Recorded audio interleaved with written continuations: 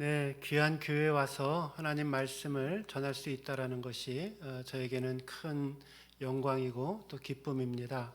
저는 오랫동안 목회를 했었기 때문에 목회를 하는 동안에는 매주 많을 때는 20편 넘게 설교를 하면서 사역을 했었는데 학교에 와서 봉사를 하다 보니 말씀 전할 기회가 생각보다 많지는 않습니다. 그래서 하나님이 저에게 하나님 말씀 전해주실 기회가 생기면은 이것이 내 인생의 마지막 기회이겠거니 그렇게 마음의 준비를 하고 하나님의 말씀을 전하곤 합니다. 말씀을 받는 우리 사랑하는 성도님들도 같은 마음으로 하나님 말씀을 받았으면 좋겠다라는 생각이 있습니다. 그래서 내가 오늘 듣는 이 하나님의 말씀이 오늘 하나님이 나에게 해주시는 인생의 마지막 말씀일 수도 있겠구나라는 간절한 심령을 가지고 하나님의 말씀을 들을 때에 오늘 우리의 심령이 하나님 앞에 더 큰 은혜로 화답하게 될 줄로 믿습니다. 정 목사님, 제가 여러분들 좋은 교회에서 좋은 목사님 만나서 목회하고 또 신앙생활하고 있다라는 것을 제가 말씀드리고 싶습니다. 신학교 때부터 같은 급으로 공부를 했었고 또 제가 그때 당시에 기억했던 우리 정 목사님의 모습은 사람이 참 진실된 사람이다라고 하는 그러한 이 이미지를 가지고 학창 시절을 보냈었는데 30년이 훌쩍 지난 지금도 우리 예배 전에도 잠깐 이야기를 나누고 했는데 하나님을 향해서 또 성도들을 향해서 진실된 마음을 품고 목회하시는구나 하면서 제가 감명을 많이 받았습니다. 좋은 목사님 만나신 겁니다. 여러분들이 잘 믿고 따르고 함께 신앙생활을 잘 하시면은 하나님께서 교회를 더욱더 축복하시고 여러분의 인생을 더욱더 행복한 길들로 인도해 줄 줄로 믿습니다. 저는 제 인생을 굉장히 소중하게 생각합니다. 그리고 제 인생이 하나님 앞에서 값어치 있는 인생이 되기를 소망하면서 하루하루를 삽니다.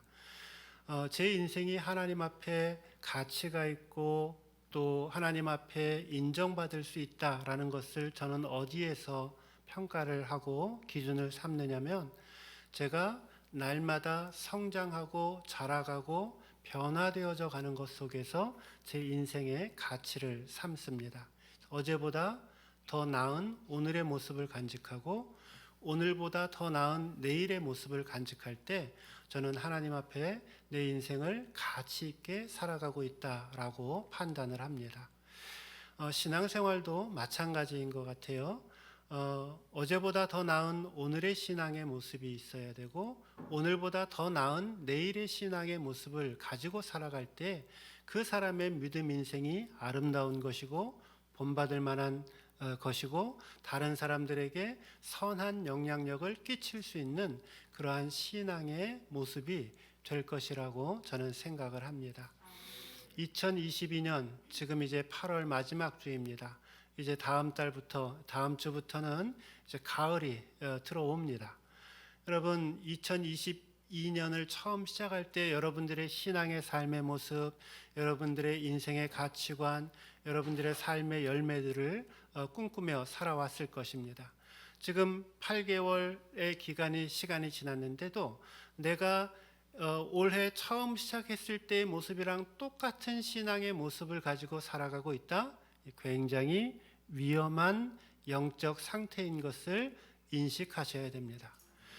오늘 날마다 새롭게 변화되어져 가는 과정 속에서 하나님 앞에서 늘 새로워져 주님의 형상을 닮아갈 때에 거기에 우리의 믿음의 본 모습이 있다라는 것이죠. 하나님 안에서 크고 위대한 꿈을 꾸며 살아가십시오.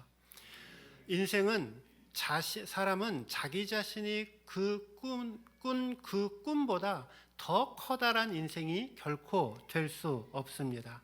꿈을 꾸는 만큼 하나님께서 주신 그 꿈을 주신 만큼 우리는 인생 가운데 그 꿈을 이루어가며 살게 되어 있습니다. 저는 15살 때 기도하면서 저의 모교회였던 서울 침례교회의 담임 목사가 되는 꿈을 주셨습니다. 15살 때 주신 꿈이에요. 하나님께서 정확하게 20년 정도의 시간이 흐른 후에 하나님께서 그 기도를 응답해 주셨습니다. 21살에는 제가 목회를 하면서 가르치는 일을 할 수 있게 해달라고 하나님 앞에 기도를 드렸습니다. 제가 대전으로 온전히 내려오기 전까지는 제가 서울에서 목회를 하면서 또 신학교에서 가르치는 일을 병행하면서 그렇게 섬길 수 있는 그러한 시간들도 하나님은 저에게 허락해 주셨습니다. 23살에는 하나님께서 저에게 한국침례신학대학교의 조직진학 교수가 되는 꿈을 주셨습니다. 그로부터 매우 긴 시간이 흘렀습니다.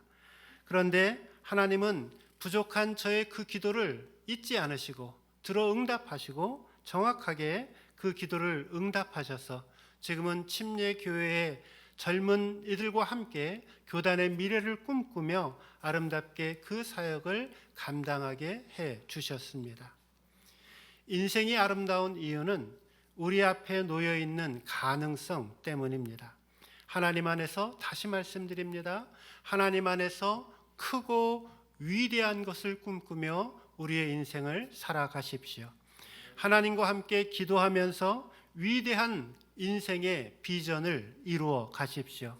존경하는 여러분의 담임 목사님과 함께 하나님 안에서 인생의 멋지고 놀라운 비전을 꿈꾸고 또 교회를 통하여 하나님께서 그 놀라운 꿈을 이루실 것을 함께 공유하면서 그 하나님 주신 비전을 아름답게 이루어가는 멋지고 복된 인생 되시기를 주님의 이름으로 축원드립니다.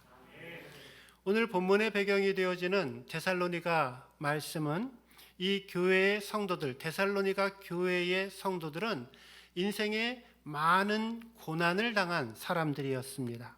이중적인 박해가 있었습니다. 로마 사람들로부터 핍박을 받았습니다. 또 자신의 동족이었던 유대인들로부터도 핍박을 받았습니다. 정상적인 생활을 할 수가 없었습니다. 박해를 피해서 산간 지역 동굴로 숨어 들어가 살아야 했습니다. 지금도 이 지역은 유적지로 남아 있는데요. 그것을 방문해 보면 마치 개미굴로 그 굴 안이 지어져 있는 것을 보게 됩니다. 로마의 군사들이 징벌을 하기 위해서 그 굴 안으로 들어왔지만 번번이 실패합니다.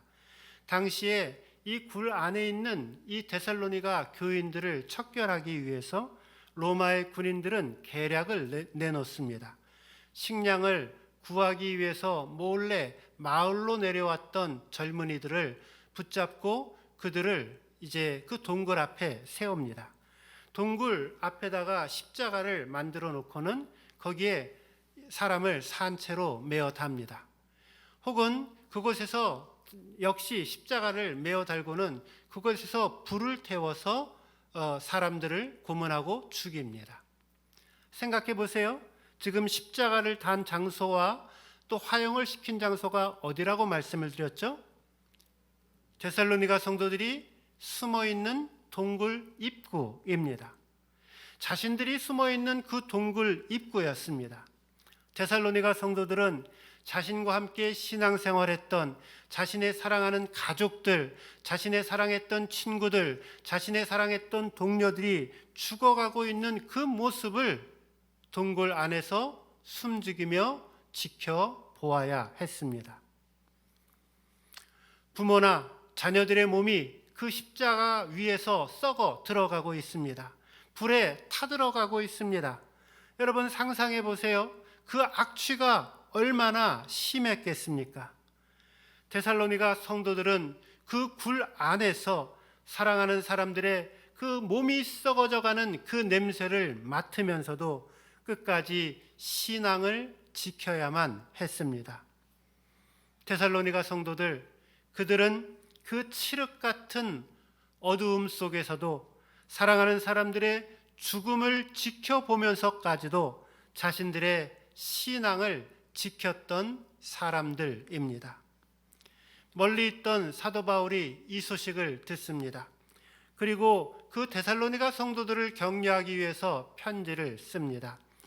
바울은 데살로니가 성도들의 그 고통에 차 있는 삶의 현실을 바라보면서 다음에 세 가지 이유로 이 데살로니가 성도들을 칭찬합니다.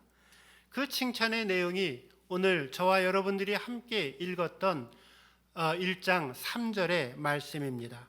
제가 한번 다시 봉독해 올리겠습니다. 너희의 믿음의 역사와 사랑의 수고와 우리 주 예수 그리스도에 대한 소망의 인내를 우리 하나님 아버지 앞에서 끊임없이 기억함이니. 여기 제가 빨간 글씨로 표현해 놓은 내용이 있죠. 여기 보면 믿음의 역사라고 하는 표현이 있고요. 또 사랑의 수고라고 하는 표현이 있습니다. 또 소망의 인내라고 하는 표현이 있어요. 많이 본 말이죠. 무슨 말을 봤습니까? 믿음, 소망, 사랑. 고린도전서 13장에서 이야기하고 있는 그리스도인들이 반드시 갖추어야 할 가장 중요한 세 가지 덕목인 믿음이 있었고 소망이 있었고 사랑이 있었다라고 칭찬해주고 있습니다. 그런데 그냥 믿음이 아닙니다. 어떤 믿음이었어요? 믿음의 역사가 있다라고 했습니다. 또 그냥 사랑이 아니에요. 사랑의 수고가 있다라고 말씀합니다. 그냥 인내가 아니라 소망 가운데 인내함이 있었다라고 말씀하고 있습니다. 저는 오늘 이 말씀을 여러분들과 함께 나누면서 저의 간증이 담긴 설교를 여러분들과 함께 나누고자 합니다. 첫째, 역사하는 믿음입니다. 데살로니가 교회 성도들이 갖고 있는 믿음은 역사하는 믿음입니다. 헬라어로 아루구 피스토스, 아루구 역사하는 피스토스, 믿음이라고 하는 뜻입니다. 이 아루구라고 하는 이 말은 여기 젊은 친구들도 있으니까 그 반지의 제왕에 보시면은 그 주인공을 지키고 있는 세 명의 무사들이 나타나요. 첫 번째 무사가 이름이 뭔지 아세요? 기억이 나십니까? 그 이름이 아르곤입니다. 같은 헬라어 단어예요. 아르곤, 그 주인공처럼 주인을 위해서 여기저기 다니면서 칼로 싸움을 하고 움직이고 있는, 활동하고 있는, 역사하고 있는, 행동하고 있는 믿음을 가리킬 때에 아르구 피스토스라고 이야기를 합니다. 잠자는 믿음이 있어요. 혹은 살아있는 믿음처럼 보이지만 실제로는 죽은 믿음이 있어요. 깨어있는 믿음인 것 같지만 실제로는 잠자는 믿음이 있어요. 반면에 이 데살로니가 성도들은 매일의 삶 속에서 살아 움직이는, 역사하는, 실천하는, 행동하는 아르구 피스토스, 역사하는 믿음이 있었습니다. 저는 전형적인 흑수저 출신입니다. 중학교 2학년 때부터 경제적인 이유로 부모님과 헤어져서 살았습니다. 당시에 고등학생이었던 저희 작은 형님과 경제적 자립을 해야 했습니다. 수업을 마치면은 형님과 함께 리어카를 끌고 장사를 했습니다. 여름에는 아이스 케이크를, 요즘은 나오지 않지만 아이스 케이크를 팔았습니다. 겨울에는 핫도그를 만들어서 팔았습니다. 경제적인 안정이 되지 않아서 월세를 낼 수 없으니까 한두 달 살고 쫓겨난 적도 있고 어쩔 때는 보름을 살고 쫓겨난 적도 있습니다. 제가 고등학교 3년 동안 이사간 횟수만 따져보아도 15번을 이사 갔으니까 당시에 제가 당했던 그런 어떤 삶의 어려움들은 가히 짐작하실 것입니다. 고난, 고생, 이것이 청소년 시절에 저에게는 아주 커다란 인생의 도전이었습니다. 그러다 형님의 소개로 서울 침례교회를 다니게 되었습니다. 당시에는 조효은 목사님이 담임을 하셨고요. 또 제가 간 지 얼마 지나지 않아서 이동원 목사님이 부임을 하셨습니다. 저는 이곳에서 목사님들을 통해서 하나님의 말씀 복음을 듣게 되었습니다. 설교 말씀을 통해서 죄인된 나 자신의 모습을 보게 하셨고 예수님의 십자가의 보혈의 공로를 알게 하셨습니다. 내가 곧 길이요 진리요 생명이니 나로 말미암지 않고는 아무도 아버지께로 올 자가 없느니라. 예수님만이 내 삶의 유일한 길이고 내 삶의 참 생명이요 내 삶의 참 진리가 됨을 깨닫게 하시고 그것을 믿게 하셨습니다. 저는 목사님의 인도를 따라서 저의 죄를 회개하고 예수님을 제 마음속에 구세주와 주님으로 영접하였습니다. 그 이후로 문자 그대로 예수님은 내 삶의 구세주, 구원자가 되셨을 뿐만이 아니라 내 삶의 주인이 되셨고 그 주인 되신 그 주님과 함께 믿음 안에서 새로운 삶을 살게 하셨습니다. 하나님께서는 예수 그리스도 이외에 구원받을 만한 그 어떠한 이름도 우리에게 주신 바 없다라고 성경은 선언합니다. 오직 예수 그리스도의 십자가만이 우리를 생명으로 이끄는 구원으로 이끄는 유일한 길이라 선포합니다. 이것이 기독교의 신앙과 다른 종교들과의 근본적인 차이라고 말씀드릴 수 있습니다. 예수님을 믿으면서 제가 마음속에 가장 크게 변한 것은 예수님을 통해서 제 삶의 참된 목적을 깨닫게 된 것입니다. 하나님은 말 그대로, 문자 그대로 미물과도 같은 저에게 아이스케이크 만들어 팔고 핫도그 만들어 팔던 리어카 장사 중학생에게 참된 삶의 목표와 삶의 도전을 허락해 주셨습니다. 나에게 새 생명을 주신 그리스도의 사랑을 땅끝까지 증거하는 그 일을 내 삶의 목표로 주시고 내 삶의 비전으로 허락해 주셨습니다. 저는 오늘도 내 안에 내주하시는 성령님의 인도를 따라서 하루하루 주님 안에서 행복하고 기쁘고 즐거운 삶을 영위하며 살아가고 있습니다. 혹시 예배드리는 여러분 가운데서도 아직 예수님을 내 삶의 구세주와 주님으로 모셔드리지 않은 분이 계시다라면 오늘 예배드리는 이 시간 내 삶의 모든 죄들을 회개하고 예수님을 내 삶의 구세주와 주님으로 모셔들어 참된 믿음의 삶, 영생의 삶, 생명의 삶을 살아가실 수 있기를 주님의 이름으로 축원드립니다. 옛날에 목사님들과 제가 찬양을 너무 은혜스럽게 불렀더니 목이 마릅니다.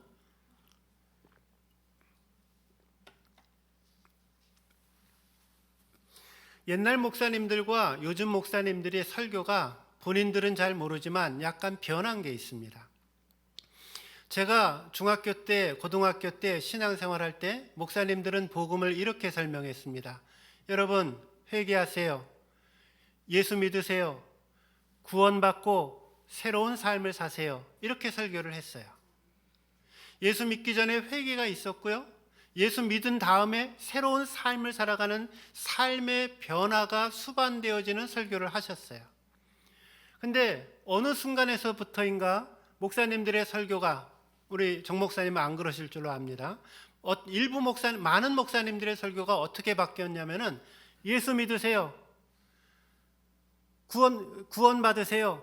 주님 안에서 행복한 삶을 누리세요. 라고 바뀌어서 복음을 설교하기 시작을 했습니다. 뭐가 빠졌죠? 예수 믿기 전에 회개를 하지 않아요. 예수 믿고 나서도 뭐를 안 하죠? 삶의 변화가 없어요. 그러니까 예수 믿기 전에도 똑같이 죄 짓던 사람들은 죄를 짓고 예수 믿고 나서도 똑같이 행동에 아무런 변화 없이 머리만 믿고 혹 감정의 느낌만 있고 삶의 변화가 없는 그런 반쪽짜리의 믿음을 전파하는 이상한 복음으로 변질되어져 있다라는 것입니다. 복음에서 삶이 빠져버린 거예요. 복음에서 행함이 빠져버린 거예요. 복음에서 실천이 빠져버린 겁니다. 아마도 그 이유는 불신자들을 쉽게 교회 안으로 인도하고 또 그들을 쉽게 예수 믿게 하기 위함인지도 모르겠습니다. 그런데 이러한 강대상의 설교의 변화가 하나님의 은혜를 값싼 은혜로 만들었고 세상에서 별로 쓸모없는 허수아비와 같은 버려진 소금과도 같은 그러한 신앙인의 모습으로 우리의 삶의 모습을 변질시키게 되고 말았습니다. 성경이 말하고 있는 믿음이 무엇인가 조금 더 묵상해 보겠습니다. 제가 지금부터 드리는 말씀은 행함이 없는 믿음은 죽은 믿음이다 라는 말씀을 드리고자 함입니다. 화면을 한번 띄워보세요. 당황해하지 마십시오. 모르셔도 됩니다. 위에 것만 한번 읽어보겠습니다. 요한복음 3장 시작.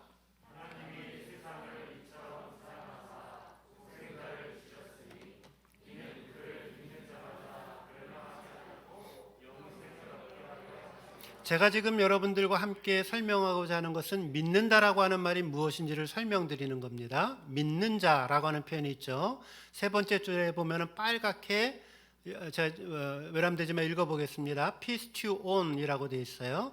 그래서 명사로는 피스토스 믿음이라는 말이고, 피스튜오 그러면 믿는다라고 하는 말이고, 피스튜온 그러면은 지금 저 표현은 믿는 사람들이라고 하는 표현입니다. 그러니까 믿는다라고 하는 것은 파이가 있고 아이가 있고 저렇게 꼬불랑 글씨가 좀 있다, 그렇게만 생각하시면 되겠어요. 믿는 자에게 뭐를 준다 그랬냐면은 영생을 준다 그랬죠. 근데 그 영생이라고 하는 표현이 그 맨 밑에 있는 빨간 글자 조엔이라고 되어 있는데, 조에가 영생이라고 하는 단어입니다.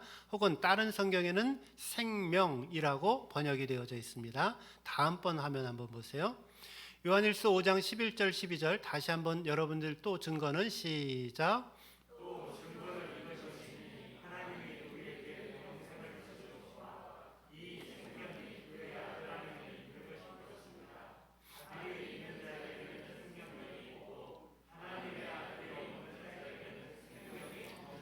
네, 제가 중학교 2학년 때, 3학년 때 이 성경 구절을 암송을 했었는데요. 그때 이 성경 암송 구절을 하면서 좀 희한하다, 이상하다라고 잠깐 꺼놓으셔도 돼요. 좀 있습니다. 봐야 될 게 좀 있어요.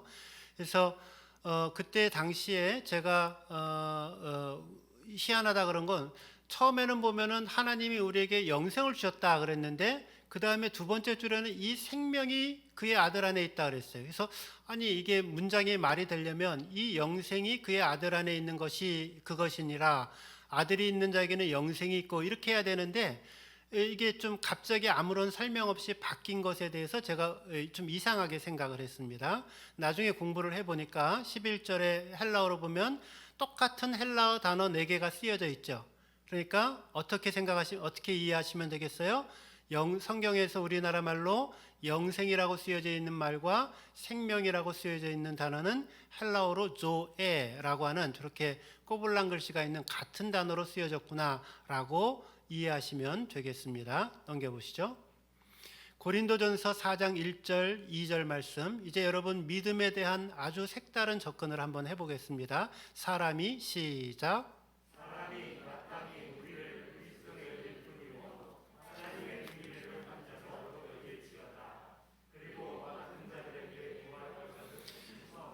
네, 이 성경 구절은 헌신 예배할 때 많이 쓰이죠. 여러분들에게 맡겨주신 직분이 크든 작든 하나님이 주신 것으로 알고 여러분 충성하셔서 하늘의 상급을 많이 받으시기 바랍니다. 틀린 말 아닙니다. 그런데 그것보다 이 고린도전서 4장 1절 2절은 더 깊은 의미를 갖고 있다라는 겁니다. 여기 맡은 자들에게 구할 것은 충성이라고 하는 이 충성이라는 단어가 맨 밑에 보면은 헬라어가 쓰였는데, 아까 맨 처음에 믿는 자 요한복음 3장 16절랑 같은 글자로 쓰여져 있는 거 확인이 되시나요? 이해가 되시죠? 여기 보니까 충성이라는 말과 믿는다라고 하는 말은 헬라어로는 같은 단어이구나 라는 것을 알 수가 있습니다. 그러니까 저거 다시 번역하면 어떻게 번역하면, 맡은 자들에게 구할 것은 충성이니라 라도 맞는 말이고, 맡은 자들에게 구할 것은 믿음이니라 라고 해도 맞는 말이라는 거예요. 이해되셨죠? 또 넘겨보십시오. 요한계시록 2장 10절 마지막으로 읽어봅니다. 너는 시작.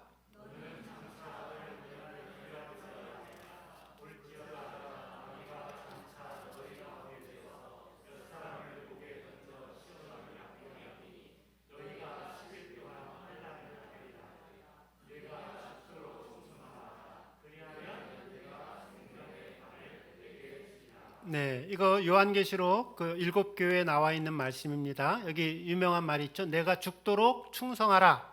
그리하면 내가 생명의 관을 내게 주리라. 자, 보세요. 여기 충성을 하면 근데 그냥도 충성하는 게 아니에요. 어떻게 충성해요? 죽도록 충성해요. 아니 그러는데 뭐를 주신다라고 약속을 해주시냐면 생명의 관을 주신다라고 했어요.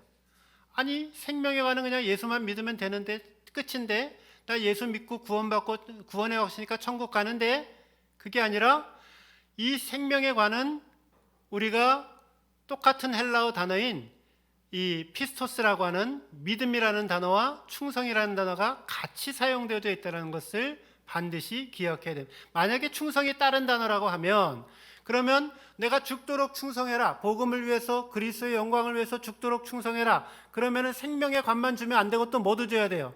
천국에 가서 아파트도 주고 정원도 좀 주고 빌라도 좀 주고 뭐 그래야 되지 않겠어요?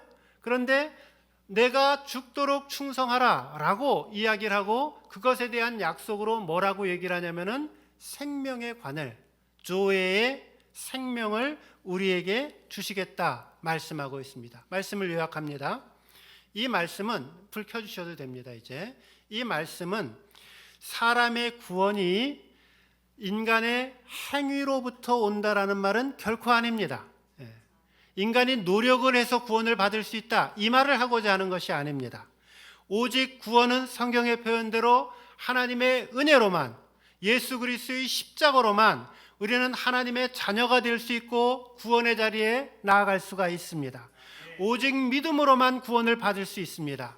그런데 그 믿음이 진짜 믿음이라고 한다면 반드시 그 믿음 뒤에는 충성이 행함이 뒤따른다라고 말씀하고 있는 것입니다. 행함이 없으면 어떤 믿음이라고요? 죽은 믿음이라는 겁니다. 데살로니가 성도들, 그들은 머릿속으로만 갖고 있는 믿음이 아니었어요. 감정적으로만 느끼는 믿음이 아니었어요. 하나님의 말씀이 자신들의 심장 속에 꽂히우게 되면 그 말씀과 상관없이 자기 멋대로 자기 마음대로 살아가는 것이 아니라 진정 예수님이 내 삶의 구세주고 진정 예수님이 내 삶의 주인이라고 하신다라면 그 주인의 음성과 그 주님의 인도하심을 따라서 매일매일의 삶을 살아가는 것, 그것이 믿음이라는 겁니다. 저는 천국이 막 복잡할 거라고 생각하지 않아요. 천국은 좁은 문으로 들어가서 좁은 길로 걸어가는 사람들이 누릴 수 있는 하나님의 축복의 약속의 말씀입니다. 오늘 혹 내 믿음이 그냥 머리로만의 믿음이었다라고 하면 내 행동은 1년이 지나가도 10년이 지나가도 전혀 변하지 않는 행동하지 않는 죽은 믿음이었다라고 한다면 오늘 하나님 앞에 다시금 회개하시고 하나님 내가 예수 그리스도를 진정 내 삶의 주인으로 날마다 인정하며 살겠습니다. 하나님의 말씀대로 온전히 순종하며 내가 비록 쓰러지고 넘어질지라도 내가 다시 오뚜기처럼 일어나 하나님의 뜻 이루며 내 일평생 주의 영광 보며 살기를 원합니다. 이 고백이 오늘 우리 이 아침 우리들의 고백이 되기를 주님의 이름으로 축원드립니다. 두 번째, 소망의 인내입니다. 데살로니가 성도들은 소망함 가운데에 인내를 가지면서 그 소망을 품고 살아갔습니다. 삶의 질곡이 있었어요. 삶의 아픔이 있었어요. 삶의 어려움이 있었어요. 그런데 그 아픔과 어려움에서 무너지지 않고 쓰러지지 않고 소망 가운데 인내하며 살아갔다라는 말씀입니다. 당나귀 등 위에 모자라는 이야기를 들어보신 적이 있습니까? 당나귀 등 위에 많은 짐을 싣고 장터로 나아갑니다. 태양이 내리쬐는 힘든 고갯길을 걸어가다가 이제 그 당나귀 주인이 땀이 많이 나니까 이제 잠시 쉬기로 합니다. 나귀 주인이 더워서 쓰던 모자를 벗어서 당나귀 등 위에다 올려놓습니다. 그리고 아 시원하다라고 그렇게 소리를 칩니다. 그런데 갑자기 당나귀가 풀썩하고 쓰러져 죽고 맙니다. 아주 작은 모자이지만은 그 더해진 그 무게를 견디지 못해서 그 당나귀가 그만 쓰러져 죽고 만 것입니다. 이 당나귀 등 위의 모자는 세상을 살아가는 우리들의 인생을 상징하고 있습니다. 많은 인생들이 자신의 등 위에다가 모자 하나만 더 얹게 되어지면 풀썩하고 쓰러질 것만도 같은, 곧 죽을 것만도 같은 그런 견디기 힘든 삶을 살면서 우리의 인생을 살아갑니다. 제가 인생이 어려울 때에, 아픔을 겪고 있었을 때에 하나님께서 저에게 주신 말씀이 있습니다. 화면 한번 띄워주세요. 이사야 43장 1절과 2절입니다.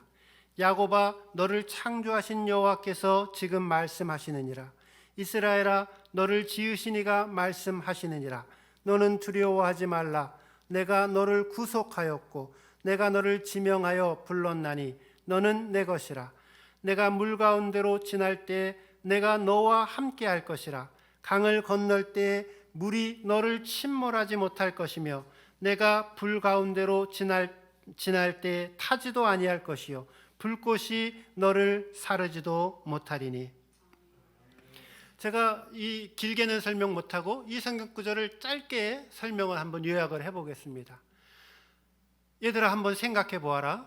우리의 하나님이 어떤 하나님이니? 우리의 하나님은 우리를, 세상을 창조하신 창조주 하나님이야.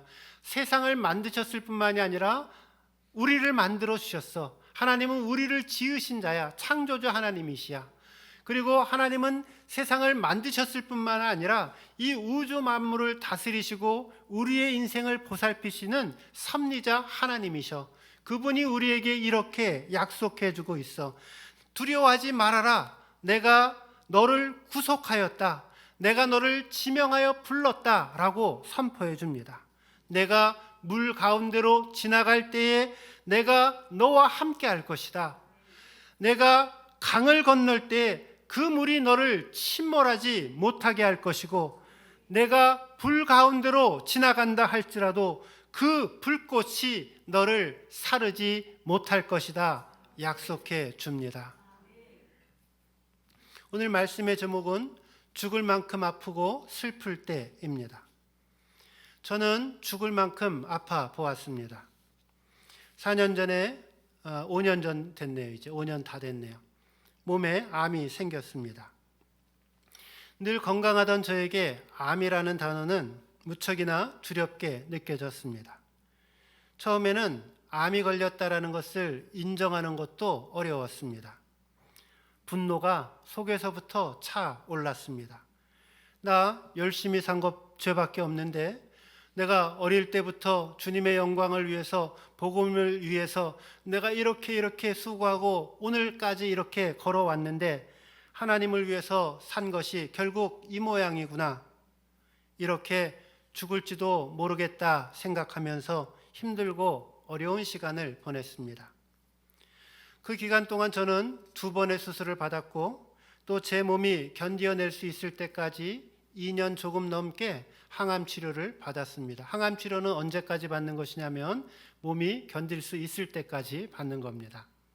지금은 여러분 보시다시피 제가 굉장히 건강합니다. 하나님의 은혜로 지금도 물론 재발의 위험이 있고 조심해서 살지만 하나님의 은혜로 정말 더해진 삶의 여분의 삶을 누리며 하나님 앞에 감사함으로 살아가고 있습니다. 저에게 찾아온 뜻밖의 어려움이었지만은 저는 사실 이 기간 동안에 주님의 사랑을 더 깊이 묵상할 수 있었습니다. 또 제 믿음도 이 기간 동안에 더 자라간 듯 합니다. 그리고 무엇보다도 어려움에 처한 많은 사람들을 더 깊이 공감하고 더 마음으로 함께 그 아픔을 나눌 수 있게 되었다라는 점이 저에게는 감사의 제목입니다. 이것이 내 인생의 마지막 어려움이겠거니라고 생각을 했습니다. 그러던 중에 저에게 더 커다란 시련이 찾아왔습니다. 화면 켜주세요. 외동이었던 아들이 갑작스럽게 하나님의 품으로 가게 된 것입니다. 제 인생에 한 번도 상상해 보지 못했던 그런 일이었습니다. 죽고 싶을 만큼 커다란 시련이 저와 제 아내에게 찾아온 것입니다. 하나님께서 아이를 불러가셨을 때 아이가 26살 때였습니다. 만약 누군가 저에게 암에 걸리고 그 투병했던 그 아픔을 일의 아픔이라고 한다면 자식을 잃은 아픔은 어느 정도 될 거라고 여러분 생각하시나요? 99배? 999배? 결코 상상할 수 없을 정도의 커다란 고통과 아픔으로 저에게 찾아왔습니다. 아이가 저희 곁을 떠난 지 이제 4년 됐습니다. 저는 아직도 아이가 묻혀져 있는 곳을 찾아갈 용기가 나지 않습니다. 그래서 아직 한 번도 아이가 있는 곳을 가보지 못했습니다. 저의 인생의 시계는 4년 전쯤에 멈추어져 있는 것처럼 느껴집니다. 제 심장의 한 부분은 이미 작동이 멈추어진 것 같습니다. 지금도 아이를 떠나보낸 계절이 되면은 몇 주간 자동적으로 몸이 심하게 아파옵니다. 그때 느꼈던 삭막한 공기와 차가운 바람이 몸으로 그것을 생생하게 느끼기 때문입니다. 저와 제 아이의 관계는 매우 남달랐습니다. 아이는 어릴 때나 청년의 시기에나 세상에서 가장 존경하는 사람이 누구냐 물으면 서슴없이 아버지다라고 대외적으로 이야기했습니다. 제가 불행한 유년기를 보냈기 때문에 제 아이만큼은 잘 키우기를 원했습니다. 헤어질 당시에 아이는 한 국제대학원에서 국제정치학을 전공하고 있었습니다. 유엔 관계되어진 일을 하는 것이 하나님신 꿈으로 가지고 있었기 때문에 그 꿈을 이루기 위해서 그 공부를 하고 있었고, 당시에는 통역장교의 시험을 준비하면서 그 유엔에서 일할 수 있는 길을 준비하고 있었습니다. 아이러니하게도 아이의 산소 호흡기를 떼는 날 통역장교의 합격 소식이 날아들었습니다. 제가 그 통지서를 받아들고는 얼마나 하나님 앞에서 서럽게 울었는지 모르겠습니다. 원인이 밝혀지지 않은 갑작스러운 죽음이었습니다. 저와 제 아내가 이 세상에서 마지막 이별을 하는 날 썼던 짧은 글이 있어서 일부를 소개해 드립니다. 화면 바꿔주세요. 주연이를 사랑하는 모든 분들께, 오늘 주연이가 최종적으로 뇌사 판정을 받고 하나님 품으로 돌아갑니다. 오늘 저녁 8시에 가족들이 모여 함께 임종 예배를 드릴 것입니다. 그 후에는 호흡기를 떼고 장기 이식 수술을 하도록 예정되어 있습니다. 의학적으로 뇌사는 죽음이라 하지만 곁에서 몸을 만지면 아직도 따뜻하고 가지런히 숨쉬는 것을 보고 있으니 몸에 칼을 대는 것이 안타까운 마음입니다. 주연이에게 언젠가 아빠 엄마가 죽게 되어 뇌사 상태가 되면 그냥 방치하지 말고 장기 기증하고 화장해 달라는 이야기를 한 적이 있습니다. 주연이가 먼저 갈지는 몰라서 의견을 물어보지는 못했지만 아마도 저와 같은 마음을 갖지 않았을까 애써 위로해 봅니다. 이제 주연이가 자신의 장기를 사람들과 함께 나눕니다. 7명의 사람들이 이 일로 새 삶을 살게 되어 감사합니다. 오늘 밤부터 내일 새벽까지 수술이 집도되는 동안에 저나 제 아내의 마음이 너무 많이 아프지 않도록 기도해 주십시오. 저는 우리 주연이가 짧지만 참 멋지고 아름다운, 화면 바꿔주세요. 아름다운 인생을 살아갔다라고 생각합니다. 저는 저희 부부가 이 자식을 먼저 보낸다라고 하는 것, 보통 사람들이 하는 그런 경험은 아니죠. 그러나 저만이 세상의 모든 고통을 다 치고 가고 있다라고 생각하지는 않습니다. 누구나 저마다의 인생의 무게가 있습니다. 인생을 살아오면서 사연 없는 인생이 어디 있겠고, 아픔이 없는 인생이 어디 있겠고, 눈물이 없는 인생이 어디 있겠습니까? 당나귀 등 위에 모자 하나만 더 얹혀져도 쓰러져 죽을 것만 같은 저마다의 삶의 무게를 안고 살아갑니다. 때로는 죽을 만큼 아플 때도 있습니다.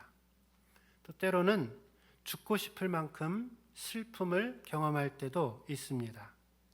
그러나 사랑하는 성도 여러분, 그 어려울 때가 진정 우리의 믿음을 발휘할 때라는 것을 기억하십시오.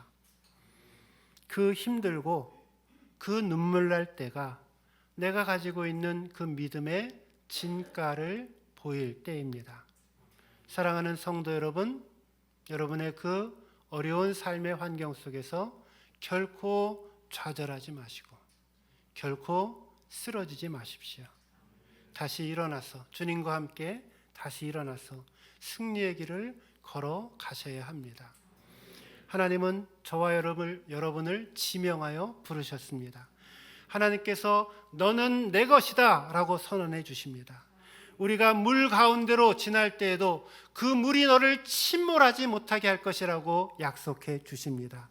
내가 불 가운데로 지나갈 때에도 그 불꽃이 너를 결탄코 사르지 못할 것이다 라고 우리에게 약속해 주십니다. 데살로니가 성도들처럼 부활의 소망을 간직하시고 믿음의 선한 싸움을 쌓아가시기를 주님의 이름으로 축원드립니다. 마지막 세 번째입니다. 사랑의 수고입니다. 데살로니가 성도들은 사랑의 수고가 있었습니다. 여기 사랑의 수고라고 했습니다. 화면 좀 바꿔주세요. 제가 설교하기가 힘들어요. 사랑의 수고라고 하였습니다. 수고라는 말은 코포스라고 하는 말입니다. 앞으로 돌려주세요, 화면을. 아니면은 저를 나오게 해주실 수 없나요? 네, 좋습니다. 지금 좋습니다. 수고. 데살로니가 성도들은 사랑의 수고가 있었습니다. 수고, 코포스라고 하는 말입니다. 코포스라고 하는 말은 코프트라고 하는 단어에서 나왔습니다. 이 코프트는 무슨 뜻이냐면은 채찍에 맞다, 채찍으로 때리다 라고 하는 뜻입니다. 그러니까 이 코포스의 수고, 코프트의 수고는 그냥 보통의 수고가 아니에요. 채찍을 맞아서 때리는 그 아픔을 수반하고 있는 그러한 고통을 동반하고 있는 수고를 이야기를 할 때 사랑의 수고라고 이야기를 하고 있는 것입니다. 더군다나 이 코프트는 일회적인 용법이 아니라 계속적인 용법을 가지고 있습니다. 그러니까 계속해서 누군가가 채찍질로 몸을 내려치는 그러한 지속적인 아픔을 견디면서까지 사랑의 수고를 하는 것, 그것이 사랑의 수고라는 말입니다.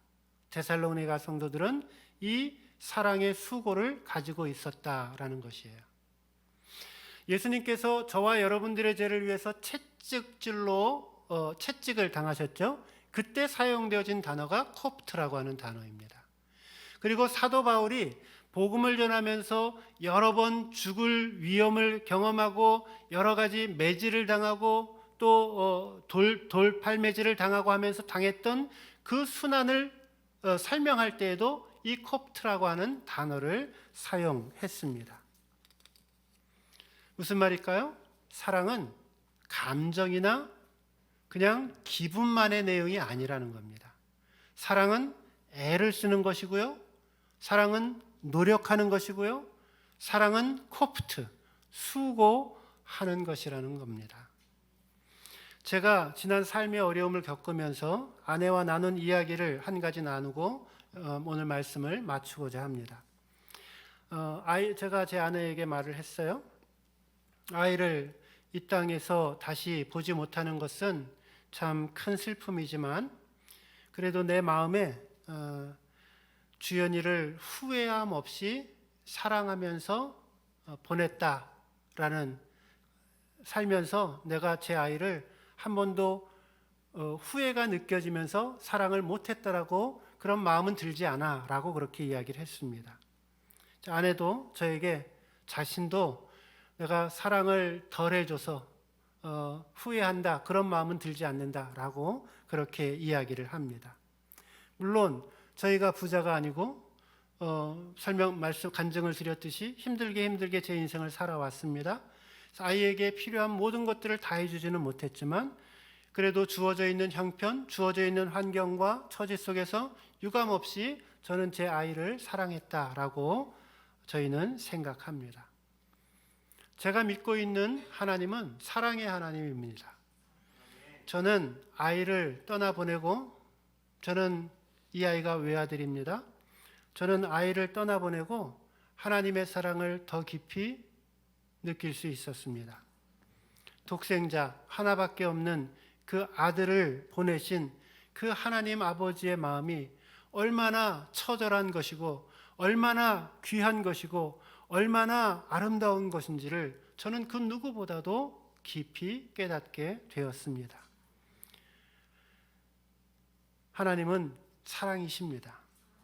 삼위일체 하나님은 본질상 사랑이십니다. 성부와 성자와 성령은 셋이면서도 서로가 마치 하나인 것처럼, 아니 실제로 하나인 것처럼 사랑으로 똘똘똘똘 뭉쳐져서 하나다라고 말하지 않고서는 결코 설명할 수 없을 정도로 본질 자체가 사랑이신 분이십니다. 사랑하는 성도 여러분, 오늘 내 마음을 한번 살펴보십시오. 혹시 우리 가운데 나는 하나님을 믿는다라고 말하면서, 난 예수 잘 믿고 있어 라고 말하면서 내 마음이 그 하나님의 사랑으로 가득 차 있지 않다라면 오히려 내 마음에 미움이 있고 내 마음에 정죄가 있고 내 마음에 분냄이 있고 내 마음에 증오가 있고 내 마음에 싸움이 있다라고 하면 과연 나는 지금 어떤 하나님을 믿고 따르고 있는지를 스스로 돌아보십시오. 성도 여러분, 저와 여러분 모두는 인생의 어느 순간 인생의 마지막 시간을 보내게 될 것입니다. 내 인생의 마지막 날에 용서하며 살 수 있었을 텐데, 내가 더 많이 사랑하며 살 수 있었을 텐데, 내가 좀 더 품어주면서 살 수 있었을 텐데 후회하면서 인생을 마감하지 않기를 바랍니다.